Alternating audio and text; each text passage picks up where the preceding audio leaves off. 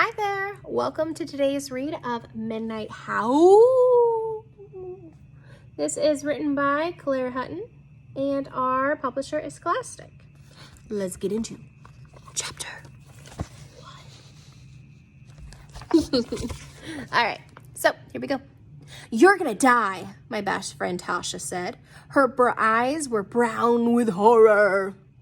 I laughed. You're being ridiculous. Tasha made a face. You'll be lost out there, and I won't survive here without you. We were sitting under a big oak tree on the grounds of our school, eating sandwiches from the cafe down the street. The sky was blue, and the sun, was warm. And a gentle breeze lifted strands of my curly brown hair from my ponytail. It was the perfect September day. School had been back in session for 2 weeks, and it seemed like Sasha and I had spent that time having the same conversation. Tomorrow, I was leaving our hometown of Austin, Texas for 3 months. You love Austin, Tasha insisted, tucking her chin-length black hair behind her ear and making a sad face at me. And 7th grade has already started. We need to be study partners and plan the Halloween dance together. She crumpled up her big empty bag of chips and looked at me, lips trembling. Marisol, you can't leave. You won't be happy in the middle of nowhere. Tasha was very, very dramatic. One day last year, she called me crying so hard that she couldn't talk. I thought she was sick or that something had happened to her family. I rushed over to her house on my bike, and it turned out she had just gotten a bad haircut. It wasn't even that awful. Tasha, being her dramatic self, made me reluctant to show any nerves at all. If I was the level-headed one, I wasn't going to admit any doubts about leaving town. And it's true, I love Austin. It's the best city in the world. You can walk or bike pretty much anywhere. It's beautiful, and there are terrific restaurants, funky coffee houses, great hiking trails, and cool music. But I wasn't leaving for forever. I'd be back in just 3 months. I ignored the little tremor of nervousness in my stomach at the thought of leaving home and took a big bite out of my sandwich. I thought about how this totally unexpected trip had come about. When my mom and I found out that everyone in our apartment building had to move out for a couple of months, the building needed complete rewiring or it might catch fire. Yikes. I assumed that we'd just rent another apartment in Austin. Instead, my mom sat me down and told me that she wanted to talk. I knew something big was coming. Marisol, I think we should go to Montana and live with Molly while they're fixing the wiring, she said in a rush. Molly had been my mom's college roommate a long time ago. I'd never met her, but she and my mom got together for a girls' weekend in New York every couple of years. And so she always sent us Christmas cards, so I'd heard of her. But still, it wasn't the most obvious solution to our problem. When Mom explained her idea a little, it made more sense. Molly and her family ran a bed and breakfast with horses. Yay! I could learn to ride! In a little town called Wolf Valley, near the glacial, let me turn the page here, near the glacial park. Their busy season is summer, so they have plenty of room in the fall and the winter. And Molly had been begging my mom to come out for ages to visit.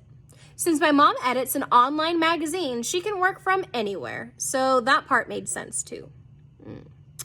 This is such an amazing opportunity to experience life somewhere else, my mom had said excitedly. Sorry, my hair's my face. Blah. Excitedly. When are we going to have the chance? Oh, there it goes again. Ugh. Do you ever have hair stuck in your mouth? There we go. Okay. So sorry, we're ready to get started again. This is an amazing opportunity to experience life somewhere else, my mom had said excitedly. When are we going to have the chance to do this again? Pretty soon you're going to be in high school and you won't want to switch schools so easily, and then you'll be off to college. Now is the time. She also added casually, And if we love it, we could even stay for the rest of the school year. We'd have to help with the guests in the spring, but they don't really get busy until summer. I rolled my eyes at Mom, this might be great adventure, but I think I'll be ready to come home. Yeah, after 3 months of living with strangers. My parents got divorced when I was 8, and my dad lives in Miami, so it didn't really make a difference to him where my mom and I were. I spend part of Christmas and my summer vacations with him. So while it would be a long plane ride to Miami from Montana than from Austin, it was still just a plane ride. I'm a little less spontaneous than my mom, but spending a few months in Montana did sound like it could be awesome. I'd always lived in Austin, aside from trips to Miami and the occasional vacation. In Montana, I could try out a totally different life.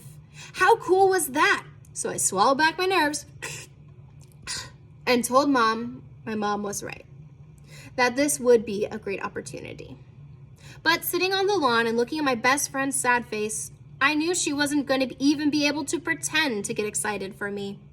I also knew that admitting even the smallest cases of nerves would totally set Tasha off on another rant, which could easily make me only more anxious.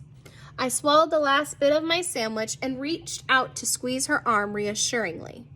Tasha, it's only for a few months. I'll be back before Christmas. Tasha moaned and flipped down on her back, closing her eyes. I'm afraid it's the end, Marisol. After 3 months in the middle of nowhere, Montana, you'll be dead from boredom. What are you going to do out there? Turn page. I flopped down next to her. The warm grass still smelled like summer. I'm going to be fine. Montana will be great. I can hike and bike and explore the outdoors. Then there'll be all kinds of animals. Can you imagine the night sky? We'll be out in the country and the stars will be amazing without city lights.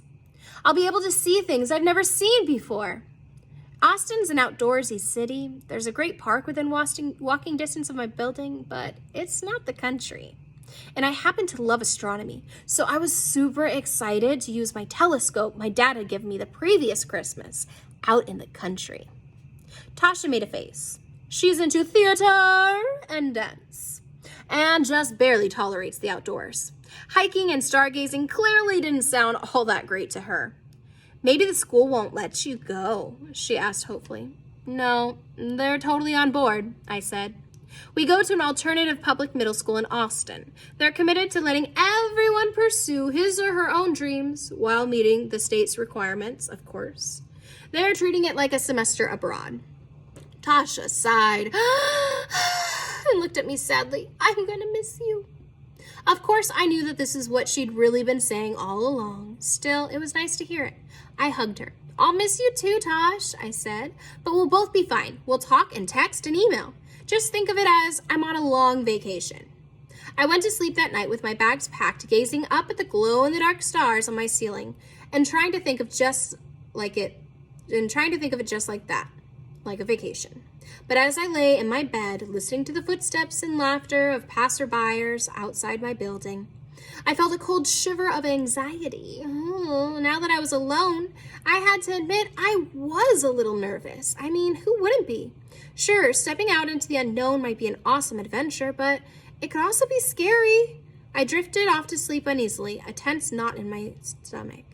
A minute later, I was outdoors. The air was crisp and clear. I was walking along a wooded path, brushing easily through the branches of wind trees. Dry leaves crunched under my feet. Above me, the sky darkened, but I wasn't worried about getting lost. I knew, in the way you always know, in the way of the dreams, that I was in Montana exploring, and that my heart was beating fast with excitement, not fear. I reached a clearing in the woods and gazed onward. Cygnus, Aquila, and Ursula Major. Familiar constellations shone above, seeming so near that I almost believed I could reach up and touch them. Just above the tops of the trees, a huge yellow full moon drifted in the sky. Behind me, leaves rustled. I turned in time to see something disappearing in the undergrowth. Was it a cat? I took my few steps forward. Yellow eyes gleamed at me from the distance. A coyote? I crouched to peek underneath the bush. Whatever it was in there, it whined. A thin, lost sound. The wind breeze was rising, turning into the wind. On the wind, I heard Tasha's voice again. It was faint, but it was clear. And as much was ominous than her joking, "You're going to die." Suddenly, I was very afraid. I started to run, and I could hear someone behind me. But I didn't want to look back. The path that ended abruptly at the edge of the cliff. I wobbled at the brisk, watching a dazzling glimpse of water and rocks far below. Before turning and looking back, I had to see what had been chasing me. There was nothing. And then I fell. I woke up sweaty, my heart pounding. The clock said that it was 2:17 a.m. And I thought that maybe I could text Tasha, but no, she would be asleep. As I was typing out the message, it might help me calm down. Or maybe it would wake up my mom instead. Instead, I climbed out of bed, padded over to the window. It was quiet outside. No one was walking by the building now. The streets were mostly empty, but occasionally a car drove past, its tires whooshing on the asphalt. The streetlights were on, and a calm city illuminated. It helped me to relax. Slowly, my breathing returned to normal. Montana's gonna be great, I said to myself, but I sure didn't feel so sure. That's the end of chapter 1.